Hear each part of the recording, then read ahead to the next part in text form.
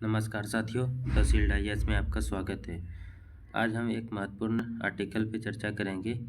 आप ये देख सकते हैं, food worth 1.5 lakh crore rupees wasted annually. मतलब हम पूरे साल में 1.55 लाख करोड़ रुपया क्या कर देते हैं, फूड पे बर्बाद कर देते हैं। फूड वेस्टेड मतलब फूड इतना अन्न बर्बाद होता है जिसका कोई सीमा नहीं है। तो आज हम इसी पे डिस्कस करेंगे। तो सबसे पहले ये देखिए, ये जो हमारा टॉपिक है ये यूपीएससी के और स्टेट पीसीएस के लिए, जैसे यूपी पीसीएस से भी ये सिलेबस मैच करता है तो वो भी देख सकते हैं इसको, है ना। दोनों के लिए यूपीएससी, बीपीएससी और यूपी पीसीएस दोनों के लिए, तीनों के लिए इम्पोर्टेंट है। तो ये जीएस पेपर, सबसे पहले तो जीएस पेपर इसको 2 में रखेंगे। जीएस पेपर 2 में क्यों रखेंगे, तो गवर्नेंस को लेकर के, है ना। क्योंकि अगर बेहतर गवर्नेंस करेंगे तो ये जो इतना लाख रुपया मेरा वेस्टेज जा रहा है फूड को लेकर के, है ना, फूड जो वेस्ट हो रहा है तो उसको हम लोग सेव कर सकते हैं। तो गवर्नेंस को लेकर के कहीं ना कहीं समस्या है। दूसरा हमारा फूड सिक्योरिटी, है ना, फूड सिक्योरिटी इससे जुड़ जाएगा ये, क्योंकि अन्न बर्बाद हो रहा है। और पीडीएस सिस्टम, है ना, पब्लिक डिस्ट्रीब्यूशन सिस्टम, क्योंकि वहाँ भी सिस्टम क्या होता है, बर्बाद हो रहा है अन्न, उसके स्तर पे भी बर्बाद होता है। वो सारा डाटा मैं अभी आपको बताऊंगा, तो इससे हम लोग जोड़ेंगे, ठीक है, जीएस पेपर 2 में। फिर आप देखेंगे जीएस पेपर 3 में अगर हम इसको कनेक्ट करें तो हमारा इकोनॉमी एग्रीकल्चर से हो जाएगा, क्योंकि फूड जो है वो एग्रीकल्चर सेक्टर से जुड़ा हुआ है। प्लस इसका अगर इम्पैक्ट देखेंगे तो वो हमारा इकोलॉजी मतलब एनवायरनमेंट में, अगर हम इसके इम्पैक्ट के बारे में जब बात करेंगे तो एनवायरनमेंट में जब मेंस का उत्तर लिखेंगे तो वहाँ पर आपको इसका कंटेंट यूज करना पड़ेगा। तो हम इसको एनवायरनमेंट जीएस पेपर 3 से इसको जोड़ेंगे, ठीक है। और इकोनॉमी में इसको रिसोर्स वाले टॉपिक से भी जोड़ सकते हैं। तो आइए आज हम इस पे बात करते हैं डिटेल से, क्या क्या कारण है। मैं इसका कंटेंट आपको द सील्ड IAS, ठीक है, याद रखिए, the sealed IAS Telegram channel पे सेंड कर दूंगा, आप उसे देख सकते हैं वहाँ पर। और साथ ही एक बात और ध्यान रखनी है आपको कि द सील्ड IAS चैनल को सब्सक्राइब करना है। और अगर आपको यह वीडियो अच्छा लग रहा है तो आप अपने मित्रों के साथ भी साझा करिए, ठीक है। और ज़्यादा से ज़्यादा लाइक करिए। लाइक करने से क्या होता है ना कि यूट्यूब फिर उसको प्रमोट करता है उस वीडियो को, तो ज़्यादा से ज़्यादा लोगों तक ये पहुँचेगा। चलिए स्टार्ट करते हैं। तो जैसे मैंने आपको टॉपिक में बताया कि टॉपिक में भारत में वार्षिक खाद्य अपव्यय, ठीक है, खाद्य अपव्यय, अपव्यय कितना हो रहा है, 1.55 करोड़ रुपया पर साल हो रहा है। और इसका नुकसान क्या है, तो भारत में खाद्य सुरक्षा, पर्यावरण, सतत विकास के संदर्भ में अगर हम इसको देखें तो अगर की फैक्ट पहले, है ना, आपको जो नोट्स बनाएंगे वो तो देखेंगे की फैक्ट्स हम इसका क्या क्या आर्टिकल में है तो वो देख लेते हैं। सबसे पहली बात कि की फैक्ट में हम याद रखेंगे कि वार्षिक खाद्य अपव्यय का जो आर्थिक मूल्य है, जो खाद्य अपव्यय हो रहा है वो कितना है, 1.55 लाख करोड़ रुपया, ठीक है। एक संस्था है UNEP, ठीक है, यूनाइटेड नेशन एनवायरनमेंट प्रोग्राम, उसने फूड वेस्ट इंडेक्स रिपोर्ट 2024, ठीक है, फूड वेस्ट इंडेक्स रिपोर्ट 2024 के अनुसार उसमें बताया कि विश्व भर में, ठीक है, 2022 में कुल जो है 1.5 अरब टन 1.05 अरब टन क्या हुआ, खाद्य अपव्यय हुआ था। सोचिए, खाद्य बर्बाद हुआ था, खाद्य बर्बाद हो गया था। अब सोचिए 2022 में 1.05 अरब टन, और अभी हम लोग देख रहे हैं कि कितना हो रहा है, 1.55 लाख करोड़ भारत में सिर्फ हो रहा है। और इसी टाइम पे 2022 में ही भारत का जो डेटा था वो कितना था, 78.10 मिलियन टन, मतलब 7.88 करोड़ टन खाद्य अपव्यय हो रहा था भारत में। यानी कि प्रति व्यक्ति के हिसाब से अगर देखा है तो 55 kg प्रति व्यक्ति प्रति वर्ष, 55 kg प्रति व्यक्ति और प्रति वर्ष क्या हो रहा है, खाद्य बर्बाद हो रहा है। सोचिए, जर्मनी में ये डाटा जो है 75 kg पर व्यक्ति है। कहने का तात्पर्य क्या है, और ये जो ज़्यादा ये खराब हो रहा है भोजन का स्तर, ये कहाँ पर हो रहा है, किसके कारण। तो अगर हम देखें कहाँ कहाँ पर हो रहा है, तो अगर इसको ब्रेक डाउन करके देखें तो 3 स्टेज में देख सकते हैं। एक तो हाउस होल्ड स्तर पे, तो हाउस होल्ड स्तर पे कितना परसेंट, 60% खाद क्या हो रहा है, अपव्यय हो रहा है। उसके बाद जो फूड सर्विस हो रहा है, जहाँ जो जो कंपनी या होटल वगैरह है, वो जो फूड सर्विसेज प्रोवाइड कर रहा है, यहाँ पर कितना परसेंट हो रहा है, 28% खाद क्या हो रहा है, अपव्यय हो रहा है। उसी तरह से जो आपका रिटेल है ना, जो बेचने उचने का काम करते हैं, रिटेल कितना परसेंट, 12% यहाँ पर क्या हो रहा है, वेस्टेज जा रहा है। तो ये हमारे सामने बहुत बड़ी चुनौती है जिसको कि इस आर्टिकल में उठाया गया है। और अगर देखा जाए तो सारा डेटा आपको मिल जाएगा, ठीक है। और अगर देखें यहाँ पर हम, तो क्या देखने को मिलेगा कि पोस्ट हार्वेस्ट लॉसेस होता है हमको, post harvest losses. Post harvest losses मतलब क्या हुआ कि भारत में जो खाद्य अपव्यय का एक बहुत बड़ा हिस्सा कब बर्बाद हो जाता है, जब फसल की कटाई होती है। जब फसल की कटाई होती है ना, उसी टाइम एक बहुत बड़ा हिस्सा क्या होता है, बर्बाद हो जाता है। अगर नीति आयोग के रिपोर्ट के अकॉर्डिंग हम लोग देखें, नीति आयोग के रिपोर्ट के अनुसार से, तो लगभग भारत में जो है 82,000 है ना, 8200 टन मतलब खाद्यान्न रोजाना क्या होते हैं, बर्बाद होते हैं। और इसका मुख्य कारण पता है क्या है, ये जो भारत में इतना बर्बाद हो रहा है, इसका मुख्य कारण है कि अपर्याप्त कोल्ड चेन इंफ्रास्ट्रक्चर, ठीक है, भंडारण की सुविधा का कमी है, परिवहन में लापरवाही है। इस कारण से क्या होता है, इतना अन्न क्या हो जाता है, हमारा बर्बाद हो जाता है। और यही अगर हम वैश्विक संदर्भ में इसी बात को समझें, वैश्विक संदर्भ में समझें, वैश्विक संदर्भ में देखें, तो अगर हम एक रिपोर्ट आती है GHI है ना, ग्लोबल हंगर इंडेक्स, उनमें से अगर देखें तो 125 देश में लगभग अगर देखा जाए तो 125 देश में 194 मिलियन लोग ऐसे हैं जिसको पर्याप्त भोजन नहीं मिल पाता है। ये वैश्विक डेटा है, सोचिए। और हम लोग इतना टन क्या कर रहे हैं, बर्बाद कर रहे हैं। यानी कि एक तो ये हो गया, फिर खाद्य अपव्यय जो है एक पर्यावरण के लिए क्या है, पर्यावरण के लिए भी संकट है, ये पर्यावरण के लिए हानिकारक है। मतलब खाद अगर अपव्यय हो रहा है तो लगभग 8 से 10% ये क्या कर रहा है, वैश्विक ग्रीन हाउस गैस क्या कर रहा है, उत्सर्जित कर रहा है।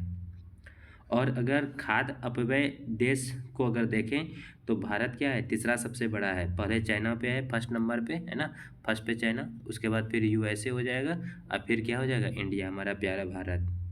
और इससे होता क्या है, लैंडफिल में खाद्य अपव्यय से मीथेन गैस भी निकलता है, ठीक है। तो याद रखना है, लैंडफिल पे क्या निकलता है, मीथेन गैस। अगर यहाँ पर हम भारत की स्थिति के देखें, यहाँ पर भारत को देखें तो भारत में क्या होता है, भारत जो है दुनिया का सबसे बड़ा चावल उत्पादक देश है ना।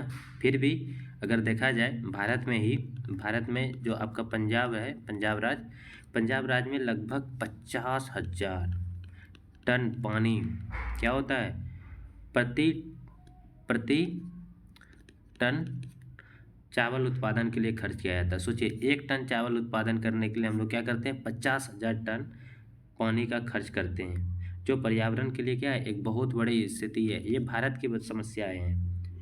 उसके बाद खाद्य अपव्यय से क्या होता है, अगर हम खाद्य अपव्यय करते हैं तो देखिए पानी का बर्बादी तो हो ही रहा है, इसके साथ साथ क्या होगा, भूमि की उर्वरता कम हो जाएगी, ईंधन हम लोग का खर्च हो जाएगा, श्रम का भारी नुकसान होगा, है ना। ये सारे इसके साथ समस्या जुड़ा हुआ है। खाद्य सुरक्षा एक विडंबना है। अगर हम लोग एक तरफ से देखें तो एक और हम लोग क्या करते हैं, अरबों रुपया खाद्यान्न में बर्बाद कर रहे हैं। दूसरे लोग, हमारे भारत में एक और समस्या क्या है, कुपोषण, लोगों को अच्छा स्वास्थ्य नहीं मिल पा रहा है, लोग भुखमरी की स्थिति में है ना। 80 करोड़ लोग क्या करता है, PDS सिस्टम पे निर्भर है, लाइन में लगते हैं खाना के लिए, फूड लेने के लिए, मतलब चावल वगैरह गेहूँ जो सरकार के द्वारा प्रोवाइड किया जाता है। और ऐसी स्थिति में अगर इतना 1.55 लाख करोड़ रुपया अगर बर्बाद हो रहा है भारत में, तो ये एक बहुत बड़ी संकट है हमारे सामने खाद्य सिक्योरिटी को लेकर के, है ना। तो ये ध्यान रखना पड़ेगा। अब इसके कारणों की अगर जांच करें हम लोग, कारण को जांच करें तो कारण में क्या आ जाएगा, जैसे पहला, तो जैसे मैंने बताया कि आपूर्ति श्रृंखला में कमी, आपूर्ति श्रृंखला में क्या होगा, आपूर्ति श्रृंखला में कमी। आपूर्ति श्रृंखला मतलब सप्लाई चेन इंसुफिशिएंट है। इसका मतलब क्या हो गया, जैसे कि कोल्ड स्टोरेज कम है, रेफ्रिजरेशन लॉजिस्टिक का कमी है, ग्रेडिंग पैकेजिंग वैज्ञानिक भंडारण की कमी है ना। दूसरा क्या कारण है ये होने का, तो व्यवहारगत मतलब हमारा जो व्यवहार है, या फिर सांस्कृतिक कारण बोल सकते हैं। मतलब हमारे हर धर्म में बोला गया है कि अन्न क्या है, देवता है, लेकिन व्यवहारिक रूप से हम लोग क्या करते हैं, उसका अपव्यय करते हैं। मोटाई को समृद्धि का प्रतीक माना जाता है, तो ये भी मोटापन यहाँ पर एक समस्या है जो सांस्कृतिक कारण है एक तरह से, जो फूड वेस्टेज को क्या करता है, बढ़ाता है। अतिरिक्त खाना पकाना, प्लेट में बचा हुआ खाना को क्या कर देते हैं, फेंक देते हैं, ये व्यवहारगत और सांस्कृतिक कारण के अंतर्गत आ जाएगा। ठीक है। उसी तरह से तीसरा क्या हो जाएगा, हमारा नीतिगत और संचरणात्मक कमी है, जैसे कोल्ड चैन इंफ्रास्ट्रक्चर में अपर्याप्त निवेश है, फिर एफसीआई के गोदाम भी नुकसान में है। तो ये सारे कारण की वजह से हम लोग देखते हैं कि भारत में खाद क्या हो रहा है, खाद का अपव्यय हो रहा है। तो हम लोग क्या कर सकते हैं, समाधान इसका क्या हो सकता है ना। समाधान क्या हो सकता है, समाधान में हम लोग लिख सकते हैं कि कोल्ड चैन और भंडारण सुविधा का क्या करें, विस्तार करें। विशेष रूप से कहाँ पर, ग्रामीण क्षेत्रों में, डिस्ट्रिक्ट लेवल पे है ना, ब्लॉक स्तर पे कर सकते हैं। उसके बाद मैंने आपको बताया था कि पोस्ट हार्वेस्टिंग के टाइम पे क्या होता है कि बहुत सारा अन्न बर्बाद हो जाता है, तो हमें क्या करना पड़ेगा, पोस्ट हार्वेस्ट के टाइम पे भी क्या करना पड़ेगा, विशेष फोकस करना पड़ेगा, ताकि वहाँ पर फूड वेस्टेज ना हो। फूड वेस्ट को ट्रैक करना पड़ेगा, हमें राष्ट्रीय डेटाबेस तैयार करना पड़ेगा। उसके बाद कुछ जो अलग अलग स्थान जैसे अस्पताल हो गया, होटल हो गया, वहाँ पर हमें ध्यान रखना पड़ेगा कि ज़्यादा क्या हो, मतलब फूड बर्बाद ना ही हो। उसके बाद सुपरमार्केट हुआ या रिटेल चेन हुआ, वहाँ पर अपव्यय को रोकने के लिए हमें क्या करना चाहिए, दंड का प्रावधान करना चाहिए। टैक्स इंटेंसिव देना पड़ेगा, जो भोजन दान करेगा या अतिरिक्त भोजन को जो दान करेगा, है ना, उन व्यवसायों को हमें टैक्स इंसेंटिव देना चाहिए। कुछ रूल्स वगैरह नए कानून बनाए जा सकते हैं, जैसे जूट पैकेजिंग को लेकर के आया हुआ था। तो ये सारी चीज़ें करके हम लोग क्या कर सकते हैं, सुझाव में मतलब सरकारी स्तर पे हम इन सारी चीज़ों को अपना करके ये जो खाद्य अपव्यय हो रहा है, फूड वेस्टेज हो रहा है, इसको रोक सकते हैं। ठीक है। उसी तरह से फिर सामाजिक स्तर पे हम लोग क्या कर सकते हैं, जो हमारा कॉन्सेप्ट है, धार्मिक कॉन्सेप्ट है ना, सामाजिक स्तर पे क्या है कि अन्न को ईश्वर माना जाता है। तो अन्न को अगर ईश्वर माना जाता है तो हमें इसको क्या करना पड़ेगा, सेव करना पड़ेगा अन्न, है ना, अन्न को सेव करना पड़ेगा। फिर स्कूल हो गया, कॉलेज हो गया, धार्मिक संस्थान हो गया, वहाँ पर हमें जागरूकता फैलाना पड़ेगा, और साथ में वहाँ पर खाद्य अपव्यय जो हो रहा है उसको रोकना पड़ेगा। सिविक सेंस को डेवलप करना पड़ेगा, है ना, सिविक रिस्पॉन्सिबिलिटी, हमें सिविक रिस्पॉन्सिबिलिटी को बढ़ावा देना पड़ेगा, ताकि हम क्या कर सकते हैं कि वेस्टेज को रोक सकते हैं। फिर प्रौद्योगिकी और नवाचार कर सकते हैं, जैसे पोर्टेबल कोल्ड स्टोरेज यूनिट बना सकते हैं, स्मार्ट पैकेजिंग कर सकते हैं, एआई और आईओटी आधारित मॉनिटरिंग सिस्टम को लागू कर सकते हैं। तो ये सारी चीज़ें हमारे पास क्या है, उपाय है। आई होप आपको ये मुद्दा बहुत अच्छे तरीके से समझ में आया होगा, और अगर आप अच्छे तरीके से इसको समझ गए हैं तो मैं आपको एक क्वेश्चन दे रहा हूँ मेंस के लिए। ठीक है। आप इसको क्या करना, लिख करके the sealed IAS Telegram channel पे सेंड करना। 150 शब्द में आपको लिखना है कि क्वेश्चन है, एक मिनट है ना, क्वेश्चन है भारत में खाद्य अपव्यय, भारत में खाद्य अपव्यय एक गंभीर समस्या है, गंभीर समस्या है। इसके कारणों